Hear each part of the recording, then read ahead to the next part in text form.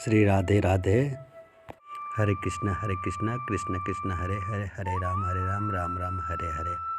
आज मैं फिर पंकज आपके बीच एक कथा लेके आया हूँ।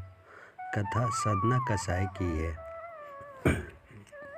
साधना कसाई कौन थे और क्या उनके साथ हुआ, इसके बारे में मैं आपको बताने जा रहा हूँ।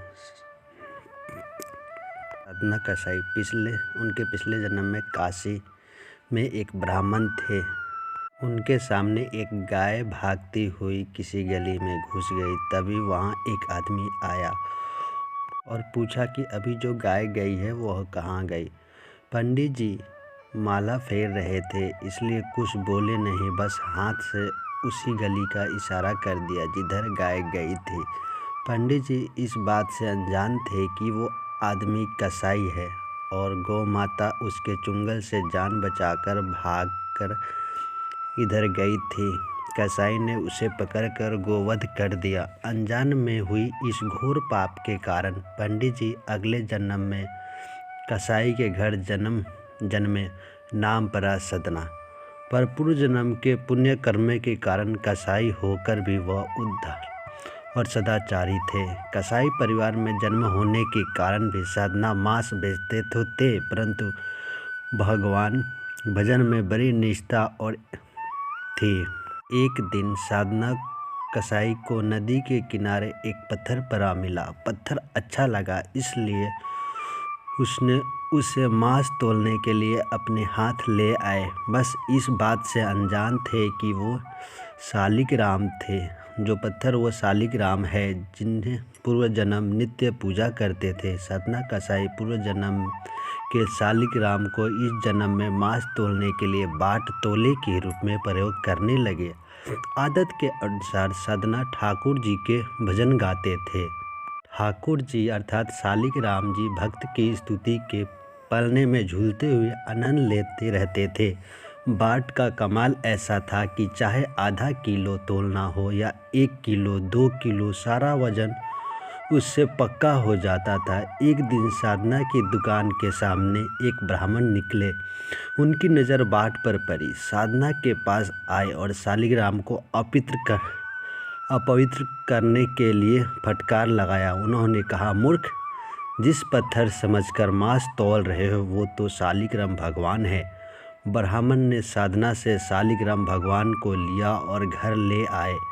गंगा जल से नहलाया, धूप दीप चंदन से पूजा की। ब्राह्मण को अहंकार हो गया कि शालिग्राम के पित्तों का उद्धार होता है और आज एक शालिग्राम का उद्धार कर रहा हूँ।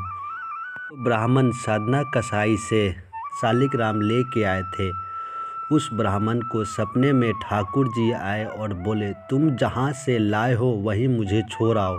मेरे भक्त साधना कसाई की भक्ति में जो बात है वो तुम्हारे आडंबर में नहीं है। ब्राह्मण बोले, प्रभु, साधना कसाई का पाप कर्म करता है, आपको प्रयोग मांस तोलने में करता है। मांस की दुकान जैसी अवित्र स्थान आपके योग्य नहीं है।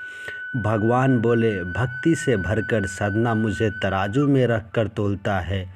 मुझे ऐसा लगता है कि वो मुझे झूला झुला रहा है। मांस की दुकान में आने वाले को भी मेरे नाम का स्मरण करता है, मेरा भजन करता है। जो आनंद वहाँ मिलता वह यह नहीं मिलती। तुम मुझे वहीं छोड़ आओ। ब्राह्मण शालिग्राम भगवान को वापस साधना कसाई के दे आए। ब्राह्मण बोले, भगवान को तुम्हारी संगति ही ज़्यादा सुहाई। यह तो तुम्हारे पास ही रहना चाहते हैं। हे शालिग्राम भगवान का स्वरूप है, हो सके तो इन्हें पूजना, बाट मत बनाना।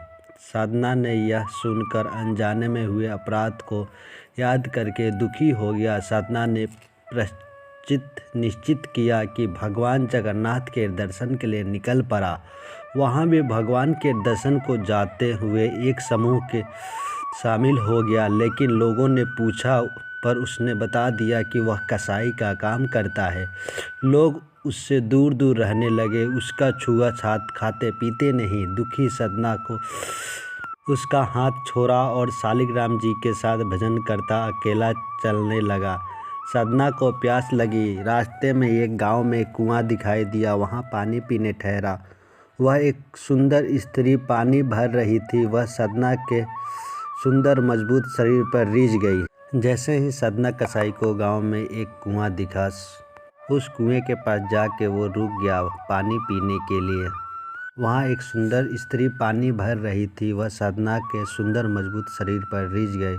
उसने सदना से कहा, शाम हो गई है, इसलिए आज रात वह उसके घर ही विश्राम कर ले। सदना को उसकी कुटिया समझ में न आए, बस वह उसने अतिथि बन गए। रात में वह स्त्री अपने पति को सो जाने पर सदना के पास पहुंची और उससे प्रेम की बात कही। स्त्री की बात सुनकर सदना चौंक गया। उसके पवित्रता रहने को कहा। स्त्री को लगा कि सदना पति होने के कारण सदना उस पर रुचि नहीं ले रहा है। वह चली गई, सोते हुए पति का गला काट लाई। सदना भयभीत हो गया। स्त्री समझ गई कि बात बिगड़ जाएगी, इसलिए उसने रोना चिल्लाना शुरू कर दिया। पड़ोसियों ने कहा दिया कि यह यात्री को घर में जगह दी थी, चोरी की नीयत से इसने मेरे पति का गला काट दिया। सदना को पकड़कर न्यायाधीश के सामने पेश किया गया। न्यायाधीश ने सदना को देखा तो तार गए कि यह हत्यारा नहीं हो सकता। उन्होंने बार बार सदना के सारी बात पूछी। सदना को लगता था कि यदि वह प्यास से व्याकुल गांव में ना पहुंचा होता तो हत्या ना होती। वह स्वयं ही उसके लिए दोषी मानते थे, अतः वह मौन ही रहा। न्यायाधीश ने राजा को बताया कि एक आदमी अपराधी नहीं पर चुप रहकर तो अपराध की मौन स्वीकृति दे रहा है, इसलिए यह दंड दिया जाना चाहिए। राजा ने कहा, यदि वह प्रतिवाद नहीं करता तो दंड अनिवार्य है, अन्यथा प्रजा में गलत संदेश जाएगा कि अपराधी को दंड नहीं मिला, इसलिए मृत्युदंड 2 हाथ काटने का हुक्म दिया। राजा के कहने पर सदना का दायां हाथ काट दिया गया। सदना ने अपने पूर्व जन्म में कर्म मानकर चुपचाप दंड सहा और जगन्नाथपुरी धाम की यात्रा शुरू कर दी। धाम के निकट पहुंचते ही भगवान ने अपने सेवक राजा का प्रतिभक्त सदना कसाई के सामने अवगानी का आदेश दिया। प्रभु आज्ञा ने राजा गाजे बाजे लेकर अगुवाई करने लगे। सदना ने यह सम्मान स्वीकार नहीं किया तो स्वयं ठाकुर जी ने दर्शन दिए, उन्हें सारी बात सुनाई। तुम पूर्व जन्म में ब्राह्मण थे, तुमने संकेत में एक कसाई को गाय का पता बताया था। तुम्हारे कारण जिस गाय की जान गई थी वही स्त्री बनी, जिससे झूठे आरोप में तुम्हारे हाथ काटे गए। वह स्त्री का पति पूर्व जन्म के कसाई बना था, जिसका वध कर गाय ने बदला लिया।